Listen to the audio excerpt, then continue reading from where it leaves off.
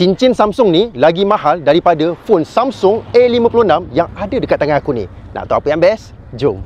Dekat tangan aku ni ada Samsung Galaxy Ring yang terbaru. Cara korang nak unboxing senang saja. Korang koyak saja, automatik dah boleh buka. Okey. Turunkan dia macam ni. Okey, ada kotak warna hitam, memang nampak premium. Buka saja, cak dah ada. Satu bekas dekat sini, satu lagi adalah bekas cincin Samsung. Sekarang aku nak tunjuk dulu apa ada dekat dalam bekas yang ni. Kotak ni ada satu kabel C to C sepanjang 1 meter. Kita nak tengok dalam bekas cincin Samsung ni. Wah, memang nampak premium. Dia warna jenis dekat luar ni. Dekat bahagian bawah ada satu getah untuk tapak dia supaya tak bergerak, aku rasa. Okey.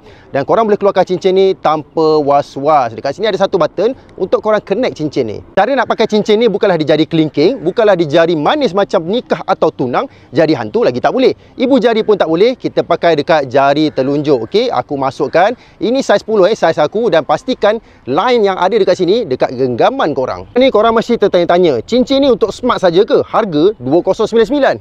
Sekarang aku tunjukkan apa kegunaan cincin ni dengan badan korang. Fungsi cincin yang pertama, check your body battery level. Senang ceritalah, benda ni sesuai untuk korang tahu bila masa korang patut rehat, bila masa korang patut bekerja. Fungsi yang kedua, memahami waktu tidur korang supaya korang dapat rehat yang cukup. Benda ni sebenarnya korang kena pakai cincin waktu malam sebelum tidur, dan sampailah korang bangun tidur, dia akan kira benda tu. Yang ketiga, track your daily activity. Benda ni aku rasa hampir samalah macam smartwatch yang korang pakai. Dia boleh tengok step, boleh tengok berapa kalori yang terbakar. Senang ceritalah, cincin ni boleh menggantikan smartwatch korang untuk korang monitor kesihatan korang. Yang terakhir, get alert for high or low heart rate. Dia akan bagi notification dekat phone korang. Katakanlah tiba-tiba korang punya heart rate naik, mungkin terkejut ke, teruja ke, dia akan naik, korang akan dapat terus notification direct ke phone korang. Paling gempak bagi aku, tanpa korang perlu on Bluetooth, korang buka saja bekas cincin ni, automatik akan keluar dekat sini. Macam mana kalau cincin ni hilang? Jangan risau, dalam phone korang boleh find my ring. Okey, tengok, aku boleh tahu dekat mana kedudukan cincin ni. Tapi satu masalah lah yang aku tahu, cincin ni tak mengeluarkan bunyi, jadi korang kena panggil dia. Sekarang ni aku nak tanya korang, apa pendapat korang?